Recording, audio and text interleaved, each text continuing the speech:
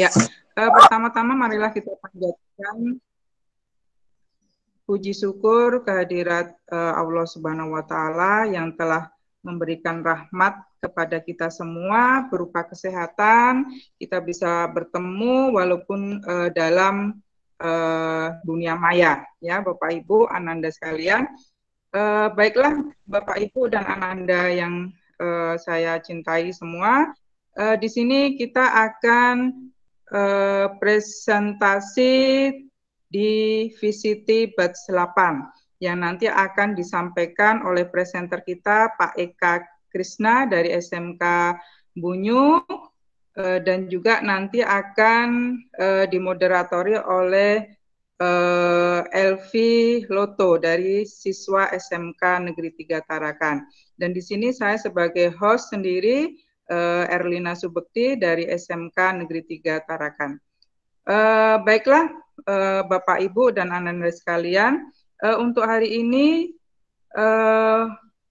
Bapak Eka akan mempresentasikan tentang pengetahuan dasar K3 atau keselamatan kerja.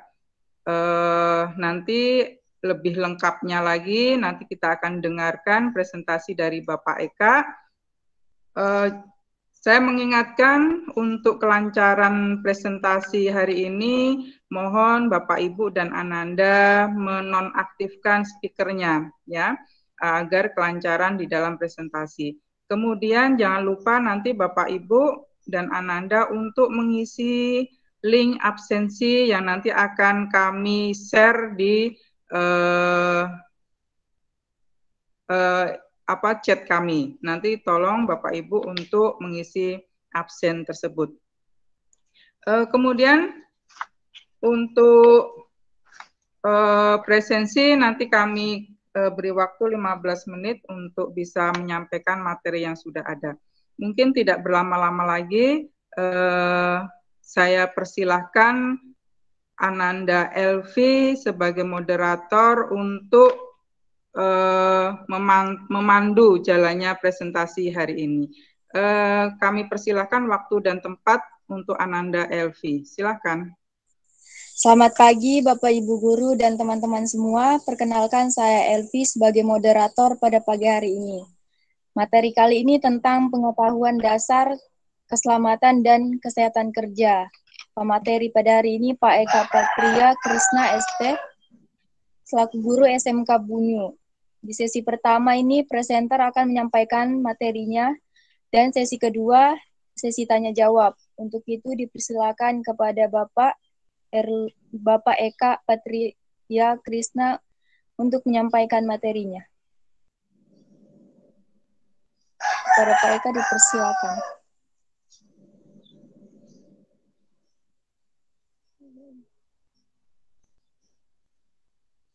Pada Pak Eka dipersilakan untuk menyampaikan materinya.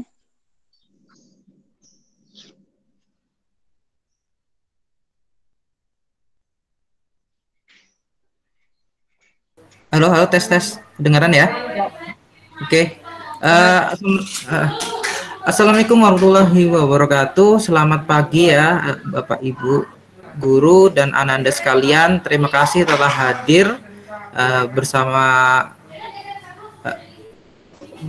hari ini, yakni hari ini yang mana saya akan mempresentasikan tentang pengetahuan dasar K3. Mungkin ada beberapa murid yang sudah mengikuti, ini cuma sebagai review aja bagi yang belum mengikuti, sebagai tambahan wawasan untuk mengenai tentang pengetahuan dasar mengenai K3 ini sendiri. Lanjut. Nah, kita belajar K3 itu untuk apa sih sebetulnya? Pertama, memahami tentang K3 sendiri, memahami pengertian dan definisinya, dan memahami sebab akibat kecelakaan dan sakit akibat kerja, dan memahami tentang APD atau alat pelindung diri. Lanjut, latar belakang timbulnya. Nah, K3 itu kenapa sih ada? Karena keinginan untuk selamat dan terhindar dari bahaya, keinginan untuk terhindar dari kerugian materi, lalu memenuhi ketentuan hukum, dan desakan dari pihak luar dan tuntutan masyarakat. Saya lanjut. Nah, tujuan K3 sendiri adalah untuk selamat dalam bekerja, sehat dalam bekerja, dan patuh peraturan yang ada. Nah, pengertian K3 sendiri apa sih?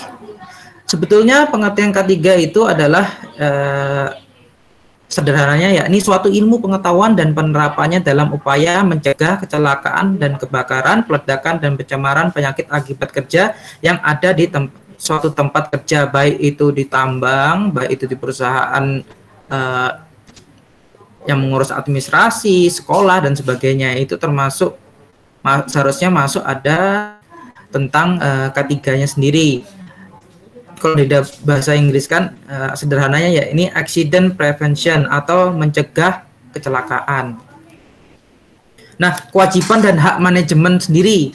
Manajemen wajib pertama melindungi pekerja, melatih dan mendidik, menjamin agar setiap sumber produksinya itu aman dan efisien, lalu menjamin proses produksi.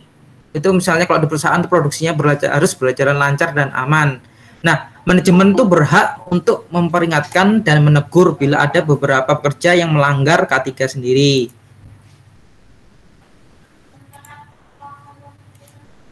Saya lanjut. Nah, kewajiban pekerjanya sendiri yakni pertama, menjaga keselamatan dan kesehatan diri, kedua, menggunakan APD tentu, ketiga, bekerja harus peduli dengan keadaan sekitar, seperti perilaku tidak aman teman sekerja, lingkungan kerja tidak aman, itu harus pekerja juga harus peduli pada lingkungan sekitar selain untuk dirinya sendiri. Ya, lanjut. Oke. Nah, hak pekerja di dalam K3 ini yakni pertama, menolak pekerjaan bila tidak aman. Kedua, menolak pekerjaan tidak sesuai dengan kompetensinya. Ketiga, menolak pekerjaan tanpa dilengkapi alat pelindung diri atau APD. Keempat, mendapat jaminan asuransi. Kelima, memperoleh safety induction sebelum kerja. Jadi setiap dimulainya pekerjaan pasti harus ada safety induction-nya. Keenam, memperoleh hari libur atau cuti. Itu masuk di dalam K3 juga. Itu termasuk hak pekerja. Saya lanjut. Nah, bahaya. Kalau ngomongin tentang K3 itu kita harus tahu bahaya. Bahaya itu apa sih? Bahaya adalah sifat dari suatu bahan, cara kerja suatu alat, cara melakukan suatu pekerjaan, tempat dan posisi atau kondisi lingkungan kerja yang dapat menimbulkan kerusakan atau kerugian manusia, baik itu harta benda, penyakit akibat kerja, cedera, cacat sementara, permanen, ataupun sampai yang paling jelek yakni kematian. Nah, teori kecelakaan kerja. Adanya tiga teori ya, accident proneness teori, yakni ada orang tertentu dari bawaan pribadi, goals freedom alertness teori, pekerja yang diberi kebebasan untuk menetapkan target kerjanya sendiri, tapi tetap harus berperilaku aman. Terus ketiga, adjustment stress teori, yakni terdapat faktor negatif dalam lingkungan kerja internal maupun eksternal. Nah, risiko adalah ukuran kemungkinan kerugian yang akan ditimbulkan dari sumber bahaya yang terjadi. Nah, risiko itu ada beberapa ya, terdiri dari dua dimensi, yakni dimensi keparahannya, kekerapan, dan juga ada kombinasi dari keparahan dan kekerapan. Saya lanjut. Nah, insiden. Kita ngomong tentang K3 tentu sering dinyatakan ada insiden, accident. Itu apa sih? Insiden itu sebetulnya adalah suatu keadaan atau kondisi bila mana saat itu sedikit saja ada perubahan maka dapat mengakibatkan terjadinya accident. Jadi sebelum ada accident pasti harus ada insiden, biasanya seperti itu, yang mana berubah dan membuat bahaya atau accident sendiri. Nah, pengertian kecelakaan merupakan kejadian yang tidak dikehendaki dan tidak diduga atau tiba-tiba yang dapat menimbulkan korban manusia, harta benda, dan lingkungan. Nah, sedangkan pengertian aman, bila di dalam K3 itu ada harus aman dan tidak aman, itu apa sih pengertian aman? Yaitu bebas dari bahaya, bebas dari gangguan, terlindung, tidak mengandung resiko, dan tidak merasa takut. Itu berdasarkan mental dan fisikal dari pekerja itu sendiri. Jadi definisi aman tuh pastinya tentu seperti itu dari aspek mental dan fisikalnya. Saya lanjut. Nah, Tadi kita ngomong tentang insiden. Jadi eksidennya ada, setelah insiden ada eksiden. Nah, eksidennya sendiri adalah yang mana tali seling putus. Lalu eksidennya adalah box atau barang itu terkena kepala pekerja. Nah, itu yang dimaksud namanya eksiden. Jadi insidennya itu sebelumnya, paskanya itu eksiden. Ini kecelakaan setelah terjadi bahaya insiden itu sendiri. Saya lanjut, kecelakaan. Kecelakaan itu akibat dari rangkaian sebab dan akibat, atau biasanya dinamakan domino effect. Ya, jadi pertama, lack of control, lemah pengendalian. Basic cause atau sebab-sebab dasar, yakni personal dan pekerjaan. Immediate cause, sebab langsung. Lalu ada insiden, kontak dengan energi atau bahan. Lalu ada loss atau kerugian yang dihasilkan, yakni manusia, harta benda, proses kerja, lingkungan, dan masyarakat. Nah, lemah pengendalian itu biasanya apa saja? Ada 20 poin, silakan dilihat sendiri. Pertama itu kepemimpinan dan administrasi, manajemen kompetensi, sampai keselamatan di luar jam kerja. Itu maksudnya yang tidak cocok di antara 20 poin ini yang membuat domino effect, yang mana membuat jadinya kecelakaan itu sendiri.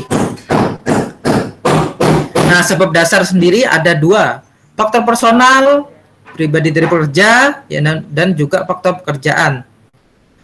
Itu ada mental dan fisik, lemah pengetahuan, stres, motivasi kurang untuk faktor personalnya. Sedangkan faktor pekerjaan, pengawasan kerja lemah, safety engineering tidak jalan, alat kerja, sampai ke over kapasitas kegiatan.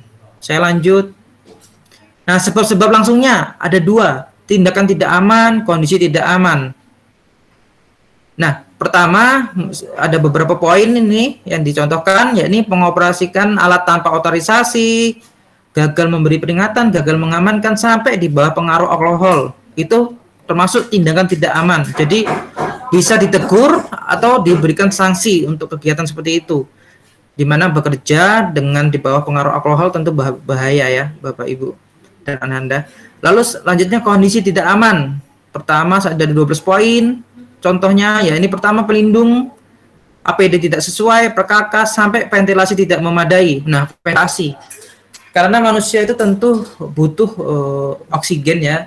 Bila tidak ada oksigen yang cukup, maka membuat delusi atau membuat fokus tidak fokus dalam pekerjaan, berkunang-kunang, itu termasuk delusi. Itu jadi bahaya banget kalau ventilasi tidak memadai di suatu tempat atau suatu tempat kerja, perusahaan dan sebagainya, itu bahaya.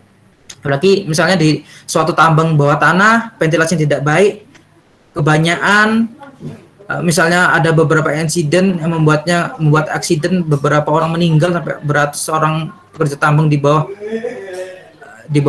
tanah itu meninggal. Itu bahaya karena karena ventilasinya tidak memadai. Jadi ventilasi sangat perlu, itu contoh amannya.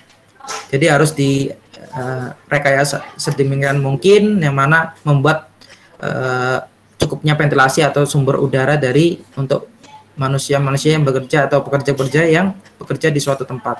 Oke, lanjut. Insiden.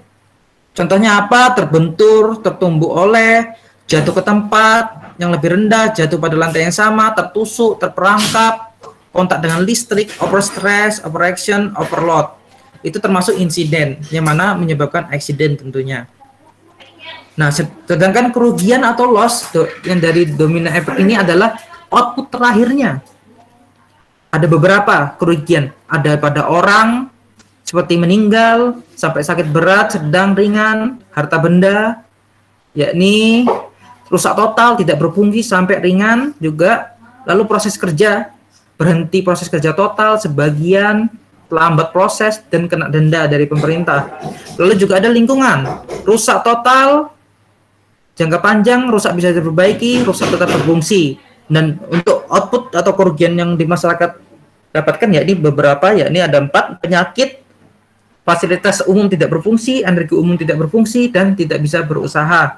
Seperti kebakaran sawit, di Kalsel dan sebagainya, Kalteng itu warga jadi diharuskan untuk di dalam rumah, tidak bisa bekerja dan sebagainya, itu loss dari masyarakat sendiri. Contoh dari tidak bisa berusaha dan juga bisa menyebabkan ISPA atau penyakit. Saya lanjut. Tingkat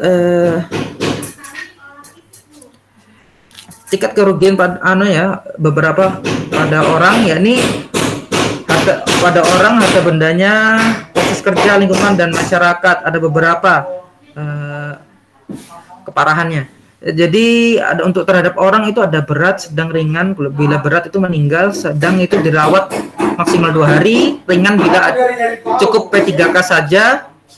Dan juga ada beberapa harga benda, yakni total perbaikan bila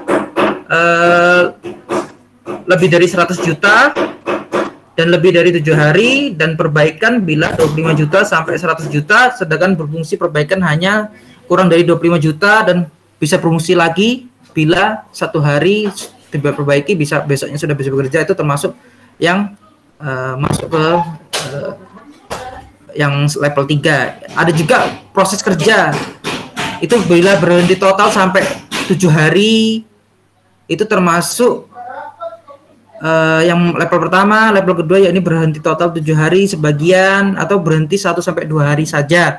Dan bila lingkungan, kalau lingkungan itu luas rusaknya ya Bapak Ibu dan Ananda, luas permanen, rusak, dapat berbagi oleh proyek, dan terpengaruh tidak berdampak. Itu ada 3 level.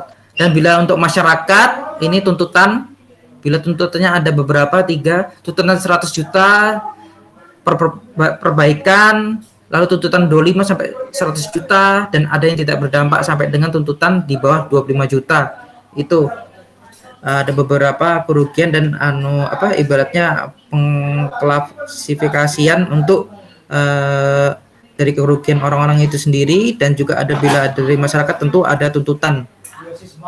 Saya lanjut. Nah, ada beberapa jenis bahaya Bapak Ibu dan Anda. Ada 7: physical hazard, chemical hazard, electrical hazard, mechanical hazard, psychological hazard, biological hazard, dan ergonomik. Nanti dijelaskan. Saya lanjut. Ini ada beberapa skema bila benda bergerak itu. Ini skema ergonomiknya Bapak Ibu ya,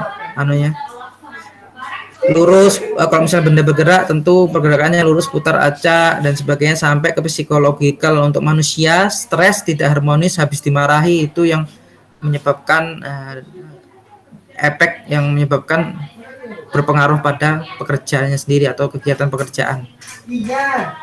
Nah, ini contoh Bapak Ibu dan Ananda, contoh beberapa yang tidak aman seperti ini.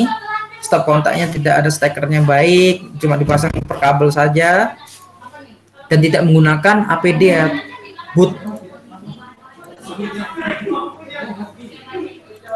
Ini pekerjaan tidak memakai APD, sarung tangan, dan tidak menggunakan safety boot sendiri, yang mana resiko untuk tertusuk paku dan sebagainya itu meningkat. Saya lanjut konsep ketiga. Konsep ketiga sendiri ada beberapa, yakni jenis pekerjaannya, nanti diidentifikasi hazardnya, bahayanya, lalu masuk ke uraian kerja, lalu masuk ke prosedur kerja, nanti syarat K3-nya apa sih. Baru setelah dilaksanakan semuanya, nanti setelah dari itu pemerintah akan menginspeksi K3-nya, apakah berjalan atau tidak, apakah aman. Nah, itu termasuk dalam seluruh konsep K3. Setelah terjadinya identifikasi bahaya, baru konsep K3-nya seperti apa, dilaksanakan kegiatan K3-nya untuk mengurangi hazard itu sendiri, mengurangi bahaya, lalu diadakan inspeksi K3 dari pengawas, yang mana nanti disimpulkan bahwa proyek itu aman. Saya lanjut Bapak Ibu. Nah, program K3 sendiri ada 6, yakni melaksanakan manajemen risiko K3 Kedua, menyusun prioritas pelaksanaan pekerjaan. Ketiga, merencanakan sasaran dan program pengendalian K3. Keempat, melaksanakan rencana pengendalian K3. Kelima, melakukan MONEF. Keenam, melakukan peningkatan program pengendalian K3 secara berkelanjutan. Nah, sasaran K3-nya sendiri apa sih sebetulnya? Ya, ini ada beberapa. Melindungi para pekerja dan orang lain yang di tempat kerja. Nah, pekerja, karena ada beberapa tamu ya, Bapak Ibu, di tiap proyek pasti ada tamu, nggak serta-merta tiap hari, enggak, tentatif. Jadi K3 itu untuk melindungi para pekerja dan semua orang lain yang ada di lokasi proyek itu sendiri. Lalu selanjutnya menjamin setiap material atau alat konstruksi yang dipakai secara aman dan efisien, dan menjamin proses konstruksi atau produksi berjalan lancar. Jadi itu gunanya sasaran K3 ini sendiri. Saya lanjut, ini agar kita sadar saja posisi dan peran K3 untuk diri kita sendiri dan kegiatan produksi. Ya, ini berperan apa sih K3 itu sendiri? Untuk mencegah dan mengendalikan kondisi darurat. Dan subjek yang dilindungi adalah jiwa manusianya sendiri, aset dan lingkungan kerja. Dan pendekatan ilmu tentu dengan perilaku dan engineering. Lalu saya di sini ada skemanya beberapa ya. Ada kita tuh di K3 ada pencegahannya, baru bila ada terjadi kondisi darurat atau bahaya maka harus ada penanganan P3K-nya, penanganan pertamanya. Jadi serta-merta tidak langsung rumah sakit, tidak, harus ada penanganan pertamanya dulu karena bahaya. Baru bila setelah terjadinya eksiden atau kecelakaan maka harus ada K3 itu juga ada tentang asuransi. Perlu Bapak Ibu, karena di K3 tentu harus karena ada bahaya maka harus ada cara untuk meredakan atau mengobati atau menghilangkan dampak dari kecelakaan itu sendiri. Maka karena setiap pekerja tentu tidak semuanya mampu untuk membayar dan juga tidak mampu untuk membayar saat terjadi kecelakaannya Bapak Ibu. Jadi perlu banget perusahaan itu mengadakan asuransi untuk para pekerjanya. Jadi tidak cuma asuransi proyek saja, tapi asuransi untuk pekerjanya juga perlu. Itu kalau di pemerintah tentu sudah ada BPJS Ketenagakerjaan. Kalau untuk yang di proyek itu digunakan BPJS Ketenagakerjaan, bukan BPJS Mandiri seperti kita seperti biasanya. Karena di BPJS Ketenagakerjaan itu nanti setelah tidak ada di proyek maka bisa diuangkan atau istilahnya dicairkan untuk BPJS Ketenagakerjaan bila tidak bekerja di proyek lagi. Karena yang kita bayarkan itu uang kita sendiri Bapak Ibu. Cuma perusahaan yang mengolah. Saya lanjut. Nah, kita masuk setelah K3 tadi kita masuk ke APD. Jadi termasuk kewajiban di mana biasanya para pekerja atau buruh bangunan yang bekerja di sebuah proyek atau pembangunan sebuah gedung diwajibkan menggunakan seperti contohnya kalau ringannya saja atau minimalnya saja adalah helm proyek, safety boot dan sarung tangan. Itu berdasarkan beban kerjanya sendiri atau tempat kerjanya sendiri. APD sendiri itu melindungi dari ujung kepala sampai ujung kaki, Bapak Ibu. Nah, ini contoh-contohnya saja dari APD, yakni goggles, wearpack, raincoat, ini baju lapangan, juga ada helm proyek, earmuff, ini ada kacamata, sarung tangan, rompi safety boot, dan ini biasanya untuk sarung tangan bila bekerja di tempat las, sarung tangan las, Bapak Ibu. Nah, dan juga bila ada di K3 itu biasanya ada spanduk-spanduk dan rambu-rambu, misalnya utamakan keselamatan kerja dan safety. Ini contohnya saja Bapak Ibu dan Anda, itu termasuk dalam K3 karena di K3 itu juga mengharuskan adanya rambu-rambu bahaya, rambu-rambu instruksi atau rambu-rambu ibaratnya himbauan untuk menjaga keselamatan kerja bersama-sama. Jadi seperti bahaya jatuh, bahaya misalnya kalau ada bahaya ledak, bahaya bahan peledak dan sebagainya, itu termasuk rambu-rambu untuk di K3 sendiri. Bila ada di proyek seperti tambang, perusahaan besar lainnya itu biasanya sudah ada. Saya lanjut, Bapak Ibu. Nah, seperti itu saja dari saya untuk hari ini tentang pengetahuan dasar K3. Silakan Bapak Ibu masuk nanti bertanya di sesi tanya jawab Bapak Ibu dan Ananda. Saya akan menjawab beberapa pertanyaan mengenai tentang pengetahuan dasar K3 ini sendiri. Saya kembalikan lagi ke moderator. Terima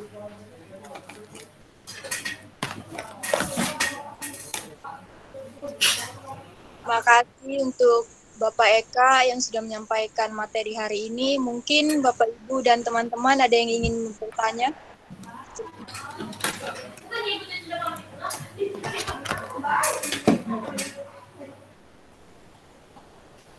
Bapak Ibu ada yang ingin bertanya?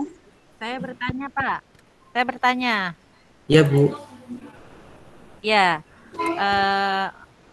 Apakah untuk guru punya apa itu istilahnya P3 ya? P3 ya istilahnya ya. Prosedur P3-nya misalnya kayak kita pegawai yang kayak guru ya. Itu seperti apa? Misalkan apakah dia punya seperti itu gitu, atau yang tadi untuk yang P3 itu hanya untuk pegawai-pegawai yang ada di industri-industri, atau juga macam kayak kami guru itu punya P3 gitu Pak. K3 ya Bu ya.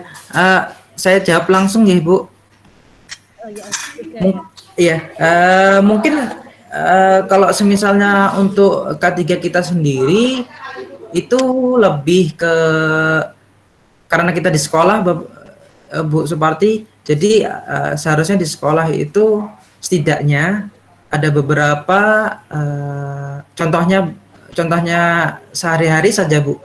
Semisalnya ada tempat untuk semisalnya untuk larangan untuk menyalakan misalnya contohnya tidak merokok di satu tempat gitu, di ruangan dilarang merokok, itu termasuk K3 Bapak Ibu Suparti. Dan juga ada misalnya tempat seharusnya ada di sekolah itu misalnya ada beberapa untuk keselamatan guru-guru dan murid itu harus ada master point Bu Suparti. Jadi master point itu master point Bu, tulisannya master point. Jadi tempat berkumpul kalau misalnya ya nauzubillah min dzalik di sekolah itu terjadi kebakaran atau gempa dan sebagainya, itu kita misalnya kita harus adanya master point itu gunanya untuk apa? Tempat berkumpul di saat terjadinya suatu kejadian yang luar biasa atau terjadinya eksiden yang mana seperti kebakaran, gempa dan sebagainya itu. Jadi di satu tempat atau satu sekolah itu harusnya ada master point, misalnya di aula atau di misalnya aula agak bahaya Bapak Ibu ya, mohon maaf, di lapangan terbuka seperti itu. Lapangan terbuka misalnya di lapangan, nah itu master point-nya biasanya di lapangan itu gunanya apa sih master point? Biar orang-orang dari sekitar sekolah semuanya berkumpul di satu tempat, tidak tercerai-berai, tidak ada yang tertinggal di WC atau sebagainya, yang mana bahaya kalau terjadinya kebakaran, tidak tahu kan cepat karena ibaratnya terjadinya eksiden atau kecelakaan itu sangat cuma sekian detik saja Bu Suparti.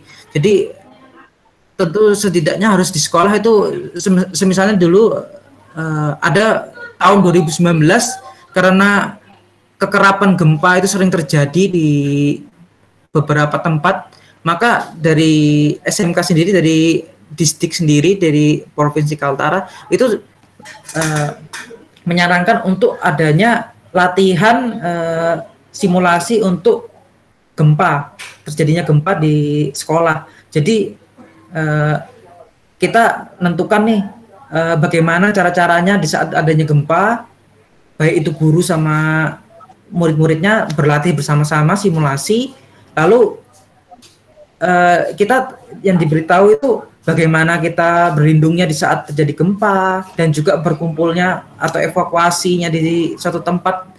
Master point itu sendiri kita ditentukan master pointnya di mana, yang mana aman dari gempa itu sendiri, aman dari guguran atau keruntuhan bangunan, itu yang diajarkan di saat simulasi. Itu contoh K3-nya yang agak aja Bu. Kalau K3 kita untuk diri pribadi sendiri, nah kalau untuk apalagi untuk guru yang bukan yang bekerja di proyek, kalau itu adanya BPJS Mandiri itu, nah Bapak Ibu dan Anda. Itu termasuk K3 juga Bu Suparti. Kalau di proyek itu namanya BPJS Ketenagakerjaan, itu bisa dicairkan. Kalau BPJS Mandiri enggak tahu ya, saya kayaknya nggak ada deh istilah dicairkan. Agak susah itu. Kalau BPJS Ketenagakerjaan bisa di suatu proyek, nggak kerja di suatu proyek itu, maka bisa dicairkan lagi. Gitu.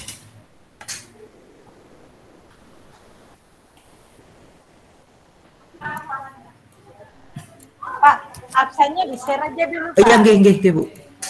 Nanti pesertanya pergi. Iya, Bu. Silakan anak-anak atau yang masih bergabung ini, silakan diisi absensi hari ini.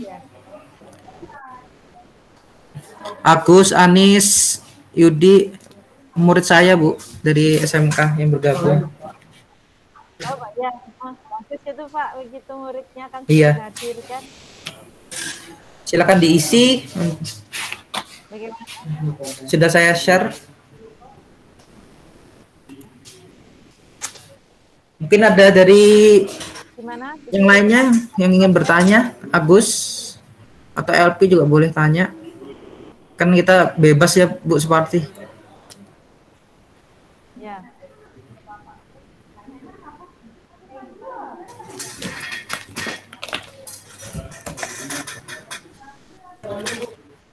Mas ya, kalau sudah tidak ada yang bertanya, mungkin ditutup, baru kita mungkin bicara di luar forum Pak, supaya hasil rekamannya bagus.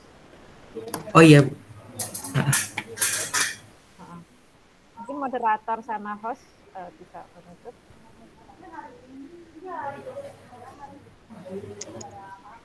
Baik, terima kasih kepada Bapak Eka yang sudah menyampaikan materi dan menjawab pertanyaan Bapak Ibu dan teman-teman. Untuk itu saya kembalikan ke host.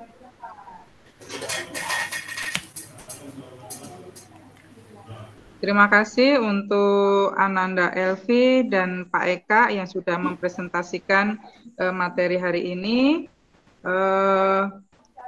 Mungkin dari apa yang sudah dipresentasikan tadi, bahwa saya bisa mengatakan bahwa K3 sangat penting di tempat kerja kita, dimanapun kita bekerja, untuk keselamatan kita, untuk kenyamanan kita, bagi diri kita sendiri maupun bagi orang lain yang ada di sekitar kita. Mungkin itu dari presentasi hari ini. Saya tutup. Terima kasih untuk teman-teman, untuk Ananda semua yang telah berpartisipasi dalam presentasi hari ini. Assalamualaikum warahmatullahi wabarakatuh. Selamat siang. Langsung lanjut ke sesi 2 ya Bu, kayaknya Bu Suparti. Rekamannya dimatikan dulu Pak. Baru. Langsung mau ke matikan dulu ya. berikutnya kah? Ya, Bu, langsung Ya, rekamannya mati dulu.